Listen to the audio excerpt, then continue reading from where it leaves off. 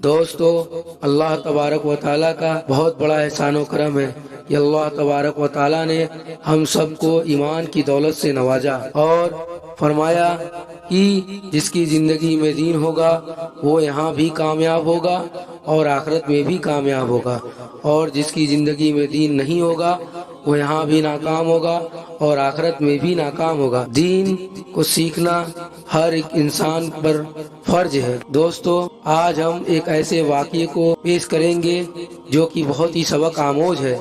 उससे पहले आप हमारे चैनल द गाइड को सब्सक्राइब कर लें। हज़रत अब्दुल वाहिद बिन जैद रहमतुल्लाह अलैह, जो मशाइखे चिश्तिया के सिलसिले में मशहूर बुजुर्ग हैं, फरमाते हैं कि हम लोग एक मर्तबा किश्ती में सवार जा रहे थे। हवा की गर्दिश ने हमारी किश्ती को एक जजीरे में पहुंचा दिया। हमने वहां एक आदमी को देखा कि एक बूत को पूज रहा है। हमने उससे पूछा कि तू किसकी परस्तिश करता है? उसने उस बूत की तरफ इशारा किया। हमने कहा, तेरा माबूद खुद तेरा बनाया हुआ है और हमारा माबूद ऐसी चीजें बना देता है जो अपने हाथ से बनाया हुआ हो वह पूजने के लायक नहीं है। उसने कहा, तुम किसकी परस्तिश करते हो?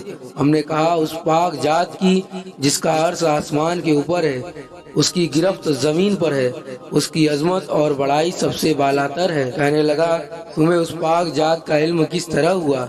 हमने कहा, उसने एक रसूल सल्लल्लाहु अलैहि वसल्लम हमारे पास भेजा जो बहुत करीम और शरीफ थे। उस रसूल सल्लल्लाहु अलैहि वसल्लम ने हमें ये सब बातें बताई। उसने कहा, वह रसूल सल्लल्लाहु अलैहि वसल्लम कहाँ हैं? हमने कहा कि उसने जब पैगाम पहुंचा दिया और अपना हक पूरा कर दिया तो उस मालिक ने उसको अपने पास बुला लिया ताकि उसके पैगाम पहुंचाने और उसको अच्छी तरह पूरा कर देने का सिला व इनाम अता फरमाए। उसने कहा कि उस रसूल सल्लल्लाहु अलैहि वसल्लम ने तुम्हारे पास कोई अलामत छोड़ी है? हमने कहा, उस मालिक का पाक कलाम हमारे पास छोड़ी है। उसने कहा, मुझे वह किताब दिखाओ।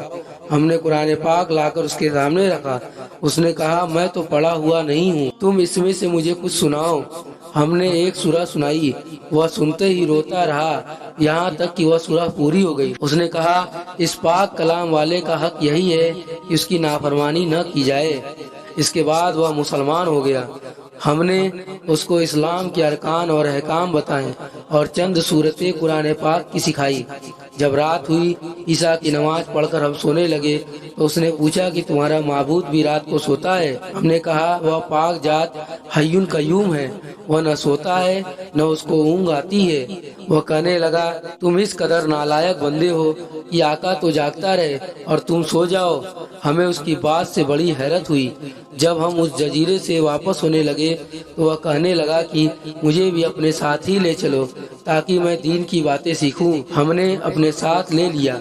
जब हम शहर आबादान में पहुंचे तो मैंने अपने साथियों से कहा कि यह शख्स नया मुस्लिम है, इसलिए कुछ मशा का फिक्र भी चाहिए।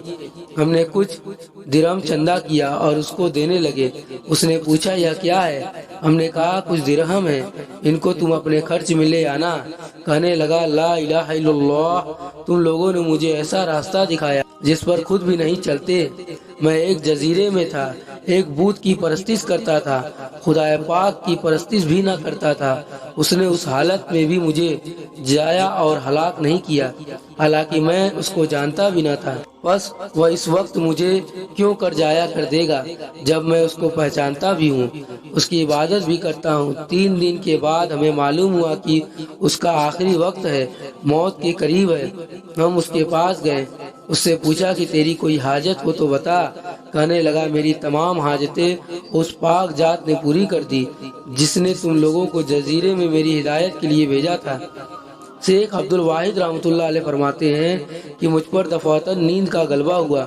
मैं वहीं सो गया तो मैंने ख्वाब में देखा एक निहायत सरसब्ज शादाब बाग है, उसमें एक निहायत नफीस कुब्बा बना हुआ है, उसमें एक तख्त बिछा हुआ है, उस तख्त पर एक निहायत हसीन लड़की है और उस जैसी खूबसूरत औरत कभी किसी ने न देखी होगी। यह कह रही है, खुदा के वास्ते उसको जल्दी भेज दो।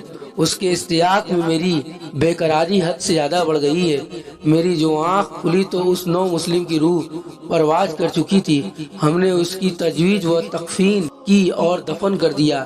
جب رات ہوئی تو میں نے وہی باغ اور قبا کا اور تخت پر وہ لڑکی اس کے پاس دیکھی، اور وہ آیت شریفہ پڑھ رہا تھا جس کا ترجمہ یہ ہے، اور فرشتے ان کے پاس ہر دروازے سے آتے ہوں گے اور ان کو سلام کرتے ہوں گے، جو ہر قسم کی آفت سے سلامتی کا مژدہ ہے، اور یہ اس وجہ سے کہ تم نے صبر کیا تھا اور دین پر مضبوطی سے جمے رہے، بس اس جہان میں تمہارا انجام بہت بہتر ہے۔ حق تعالیٰ سہانو کی عطا اور بخشش کی کرشمے ہے کہ ساری عمر بت پرستی کی، اور اس نے اپنے لطف و کرم سے موت کے قریب ان لوگوں کو زبردستی کشتی کے بے قابو ہو جانے سے وہاں بھیجا، اور اس کو آخرت کی دولت سے مالا مال کر دیا۔ مالک الملک، جس کو تو دینا چاہے اس کو کوئی روکنے والا نہیں ہے، اور جس کو تو نہ چاہے اس کو کوئی دینے والا نہیں۔